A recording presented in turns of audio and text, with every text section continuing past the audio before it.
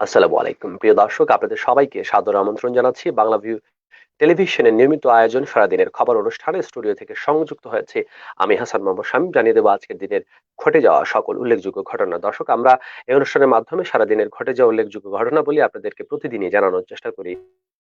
ইতিমধ্যে ডিসক্রিপশনে আছেন একটি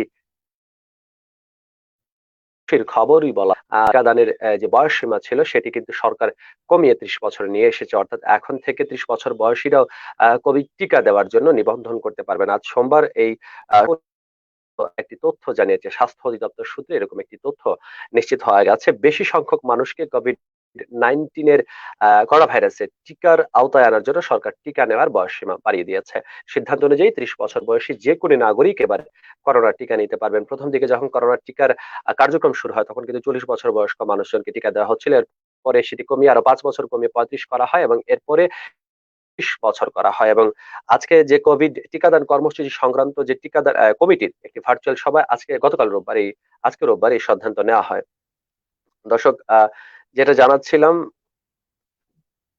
আহ, এটা যে টিকাদান কর্মসূচি সংক্রান্ত যে কমিটি ছিল তারা কিন্তু সুপারিশ করেছিল যে এর বয়সসীমা 18 বছরের নিচে নামানোর জন্য, কিন্তু সভায় সিদ্ধান্ত হয় আপাতত ৩৫ থেকে কমিয়ে ৩০ করার আগে করা হয়েছে এবং পর্যায়ক্রমে থেকে 18 পর্যন্ত নেওয়া হবে। অর্থাৎ একটা পর্যায়ে আমরা আশা করব যে বাংলাদেশের সকল মানুষ কোভিড-19 টিকাদান কর্মসূচির আওতায় আসতে পারবেন এবং করোনা মহামারীর যে বিস্তার লাভ করেছে সেই বিস্তার থেকে কিছুটা হলেও বাংলাদেশ নিস্তার পাবে যদি কোভিড-19 এর টিকা সবাইকে দেওয়া হয়। দর্শক, এই সম্পর্কিত আপনার মন্তব্য আমাদের কমেন্টস বক্সে লিখে জানাতে পারেন। আজকে করোনায় সিলেটের অবস্থা কিন্তু খুব একটা ভালো নয়। আজকেও সিলেটে মারা গেছেন 7 জন মানুষ।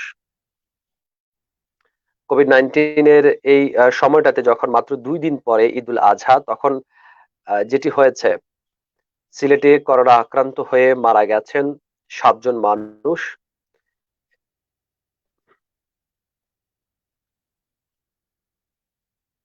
এবং আক্রান্ত হয়েছেন প্রায় 400 মানুষ। আমরা একটু আপনাদেরকে জানানোর চেষ্টা করছি।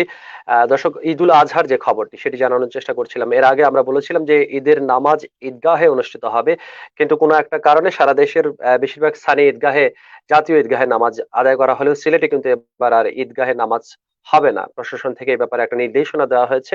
কোভিড-19 এর বিস্তার ঠেকাতে এবারও কান্না থামছে না। নগরীর যে প্রধান ঈদ জামাতের কেন্দ্র সেটি ঈদগাহ, এবং সেই ঈদগাহে ঈদ জামাত এবার হচ্ছে না। তবে কুদরতুল্লাহ মসজিদে এবার হবে ঈদের 3টি জামাত।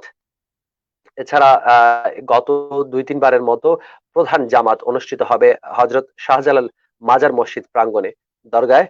প্রতিবারের মতো এবারও কুদরতুল্লাহ মসজিদে 3টি ঈদ জামাত হবে। এগুলো হবে সকাল 7টা, 8টা এবং 9টায়। দর্শক, আপনারা সংযুক্ত আছেন বাংলা ভিউ সারাদিনের খবর অনুষ্ঠানে। আপনাদেরকে জানানোর চেষ্টা করছি সারাদিনের যে গুরুত্বপূর্ণ ঘটনাবলী, তার মধ্যে অন্যতম ঘটনাবলী আপনাদেরকে জানানোর চেষ্টা করছি। দর্শক, কোরবানির পশুর বর্জ্য ফেলার জন্য কোরবানির পশুর উম 30টি স্থান কোরবানির জন্য সিলেট সিটি কর্পোরেশন নির্ধারিত 30টি স্থান নির্ধারণ করা হয়েছে। আর এর সম্পর্কিত একটি প্রতিবেদন করেছে সিলেট ভিউ 24। তারা লিখেছে, আসন্ন ঈদুল আজহা উপলক্ষে পশু কোরবানির জন্য সিলেট নগরীর 27টি ওয়ার্ডে 30টি কোরবানির কেন্দ্র প্রস্তুত করেছে সিলেট সিটি কর্পোরেশন।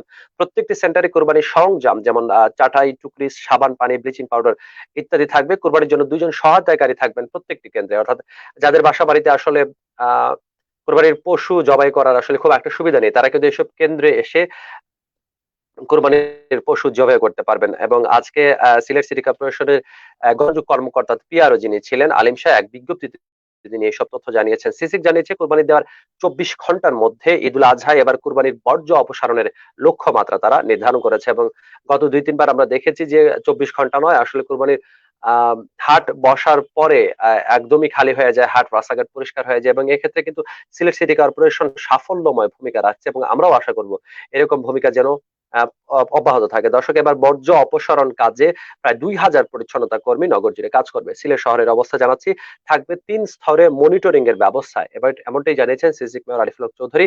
সিসিকে নির্ধারিত স্থানে পশু কোরবানি দিতে নগরবাসীর প্রতি আহ্বান জানিয়ে তিনি বলেছেন, দয়া করে কেউ রাস্তাঘাটে কোরবানি দেবেন না এবং ড্রেন, ছড়া বা খালে কোরবানির উৎপাদিত বর্জ্য বা পশুর চামড়া ফেলবেন না। অনেকেই আছেন যে ড্রেনের মধ্যে কোরবানির পশুর বর্জ্যগুলো ফেলে দেন, যে কারণে কিন্তু পানি আটকে যায় এবং নানা ধরনের জলাবদ্ধতা সৃষ্টি হয় এবং এ থেকে কিন্তু পরিবেশের দূষণও ছড়ায়।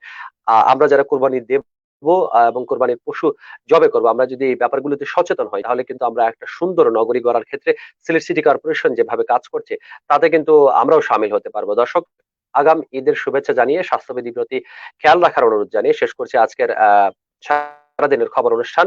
আবারও সংযুক্ত হব আগামীকাল, জানানোর চেষ্টা করবো সারাদিনে ঘটে যাওয়া গুরুত্বপূর্ণ ঘটনা। সে পর্যন্ত সবাই ভালো থাকুন, সুস্থ থাকুন, বাংলা সাথে থাকুন। খোদা হাফেজ।